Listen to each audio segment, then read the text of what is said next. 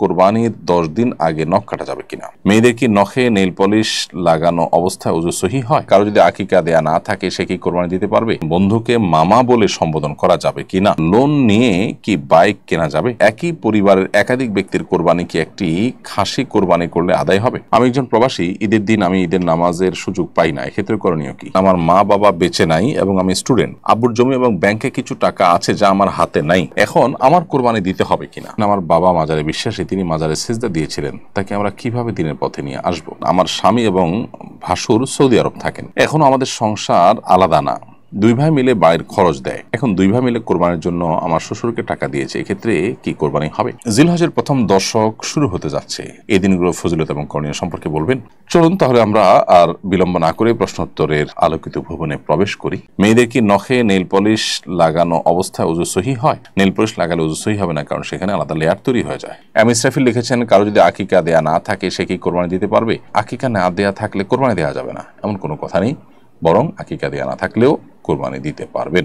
ইসলামের রক্তগোলাপ এটি থেকে আপনি লিখেছেন, বন্ধুকে মামা বলে সম্বোধন করা যাবে কিনা? কাউকে রূপকর্থে মামা বলতে পারেন, শ্রদ্ধা করে বা অন্য কোনো ইয়েতে, যদি ব্যঙ্গ বিদ্রুপাত্মক ভাবে না হয়। এই পর্যায়ে যে প্রশ্ন দেখতে পাচ্ছি তা হলো সাইদ আলী আরাফাত, আপনি লিখেছেন, লোন নিয়ে কি বাইক কেনা যাবে? লোন নিয়ে বাইক কেনা যেতেই পারে, তবে আপনি সেই লোনটা পরিশোধ করার ব্যবস্থা যেন থাকে, সদিচ্ছা যেন থাকে। যেন তেনভাবে লোন নিলেন শুধুমাত্র শখ পূরণ করবার জন্য এবং সেটা পরিশোধের কোনো ব্যবস্থা নেই, শখ নেই, স্বপ্ন নেই, অথবা সদিচ্ছা নেই, এরকম যদি হয় তাহলে সেটা তো ভিন্ন বিষয়, বাট সাধারণ অবস্থাতে এটা নাজায়েজ কোনো বিষয় নয়। এমডি আলামিন, আপনি লিখেছেন, একই পরিবারের একাধিক ব্যক্তির কোরবানি কি একটি খাসি কোরবানি করলে আদায় হবে? একটা পরিবারের তরফ থেকে একজন ব্যক্তি কর্তা যিনি, তিনি আদায় করলে পুরো পরিবারের তরফ থেকে আদায় হয়ে যাবে। ফোকায়ে হাম্বলি বা হাম্বলি মাযহাবের ফোকায়ে কেরাম বা সৌদি উলামা কেরামের মত এটি। এমনিতে কোরবানি বিশুদ্ধ তো হয়েই যাবে যদি পরিবারের একজনের তরফ থেকে হয়।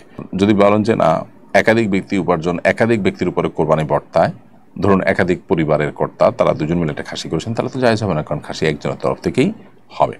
আমি একজন প্রবাসী, ঈদের দিন আমি ঈদের নামাজের সুযোগ পাই না, এক্ষেত্রে করণীয় কি? আপনি ঈদের নামাজের সুযোগ নিয়মিত না পাইলে বছরকে বছর এভাবে ঈদের নামাজ যদি আপনাকে বাদ দিতে হয়, তাহলে এটা তো দুর্ভাগ্যজনক। বরং আপনার এমন কোনো চাকরি খুঁজে দেখা উচিত যেখানে ঈদের নামাজ আপনি পড়তে পারবেন।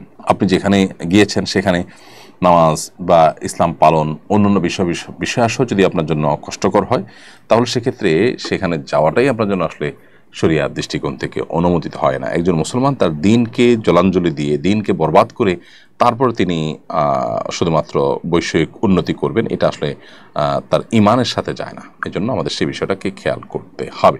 এরপরে প্রশ্ন হলো, মিফতাহুল জান্নাত ফাইজা, আপনি লিখেছেন, আমার মা বাবা বেঁচে নাই এবং আমি স্টুডেন্ট। আব্বুর জমি এবং ব্যাংকে কিছু টাকা আছে যা আমার হাতে নাই, এখন আমার কোরবানি দিতে হবে কিনা? আপনার কাছে মৌলিক যে প্রয়োজন সেটার অতিরিক্ত নেশাব পরিমাণ নিজস্ব সম্পত্তি যদি থাকে তাহলে কোরবানি আপনার উপরে বর্তাবে, আর যদি সেটা না থাকে তাহলে আপনার উপরে কোরবানি আবশ্যক হবে না। এটা হলো মূল বিষয়।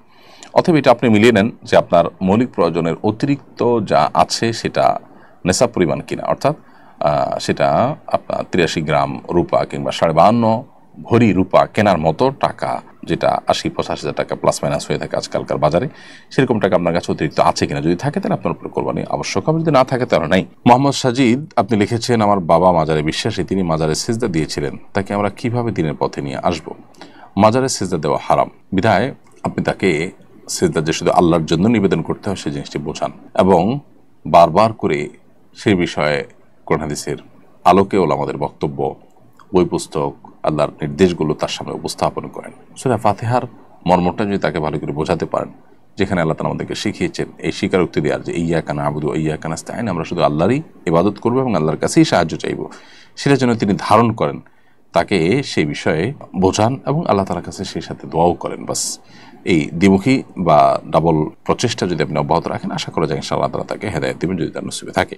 কাশ্মী, আপনি লিখেছেন, আমার স্বামী এবং ভাসুর সৌদি আরব থাকেন, এখনো আমাদের সংসার আলাদা না, দুই ভাই মিলে বাড়ির খরচ দেয়, এখন দুই ভাই মিলে কোরবানির জন্য আমার শ্বশুরকে টাকা দিয়েছে, এক্ষেত্রে কি কোরবানি হবে? দুই ভাই মিলে যদি একটা শরীকের কোরবানির টাকা দেয় তাহলে সেটা আপনার শ্বশুরের তরফ থেকে কোরবানি হবে। টাকাটা কয়েকজন মিলে দিলেন কিন্তু একজনের তরফ থেকে কোরবানি হলো, তিনি আপনার শ্বশুর, সেটা হতে পারে। আবার এদিকে তারা উপার্জন করছেন, তাদের উপরে কোরবানি যদি আবশ্যক হয় তাহলে তাদের তরফ থেকে আলাদা কোরবানি লাগবে, সেটা তারা যেখানে আছেন সেখানে দিতে পারেন, এখানে হতে পারে।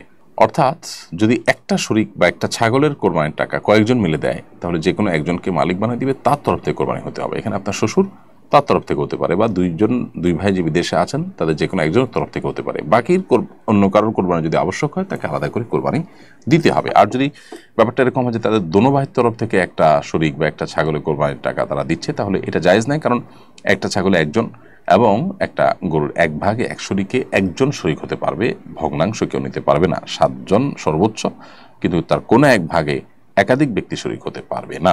এরপরে প্রশ্ন হলো, জিলহজের প্রথম দশক শুরু হতে যাচ্ছে, এই দিনগুলোর ফজিলত এবং করণীয় সম্পর্কে বলবেন। খুবই গুরুত্বপূর্ণ প্রশ্ন। জিলহজের আজ 24 তারিখ, অর্থাৎ আর 5-6 দিন পরে জিলকদের আজকে 24 তারিখ, এবং 4-5 দিন পরেই নতুন চাঁদ উঠবে এবং জিলহজ মাস শুরু হবে। জিলহজ মাসের প্রথম দশক হলো ইবাদতের দ্বিতীয় বৃহত্তর মৌসুম। ইবাদতের সবচেয়ে বড় মৌসুম বা সিজন হলো রমজান মাস। রমজানের পর ইবাদতের সবচেয়ে বড় মৌসুমটা হলো জিলহজের প্রথম 10টি দিন। এই 10টি দিনে আমল করা আল্লাহর কাছে যে কোনো সময়ের আমলের চাইতে প্রিয়। নবী সাল্লাল্লাহু আলাইহি ওয়াসাল্লাম বলেছেন, সহিহ বুখারীতে বর্ণিত হয়েছে, মামিন আইয়ামিন আল আমালুস সালিহ ফিহিন আহাব্বু ইলাল্লাহ মিন হাযিহিল আইয়াম। জিলহজের প্রথম দশকে আমল ইবাদত করলে এটা আল্লাহর কাছে যতটা প্রিয় হয়, অন্য কোনো সময় আমল ইবাদত করলে সেটা আল্লাহর কাছে এত প্রিয় হয় না। এজন্য এই দিনগুলোতে বিশেষভাবে আমাদের আমলের প্রতি মনোযোগ দিতে হবে। স্পেশালি জিকির বেশি বেশি করার পরে কোরআন সূরা তওবাতে আল্লাহ নির্দেশ করেছেন, এবং সেই সাথে আইয়ামে তাশরিকের দিনগুলোতে তাকবীর তাশরিক স্পেশালি বেশি বেশি করে পাঠ করা। আল্লাহু আকবার, আল্লাহু আকবার, লা ইলাহা ইল্লাল্লাহ, আল্লাহু আকবার, আল্লাহু আকবার, লিল হামদ। 5 ওয়াক্ত নামাজের পর একবার করে পাঠ করে নারী পুরুষ সবার জন্য কর্তব্য। এটা আইয়ামে তাশরিকে 9 জিলহজ বাদ ফজর থেকে নিয়ে 13 জিলহজ আসর পর্যন্ত। আর এর বাইরে জিলহজের এই 10 দিন জুড়েই ঘন ঘন বেশি বেশি করে তাকবীর তাশরিক বেশি বেশি করে পাঠ করা, এটা সুন্নাহ। এবং সেই সাথে এই দিনগুলোতে আপনার নফল রোজা রাখা, প্রথম 9টা দিন নফল রোজা রাখার পরেও আপনার বর্ণিত হয়েছে, গুরুত্ব আরোপ রয়েছে।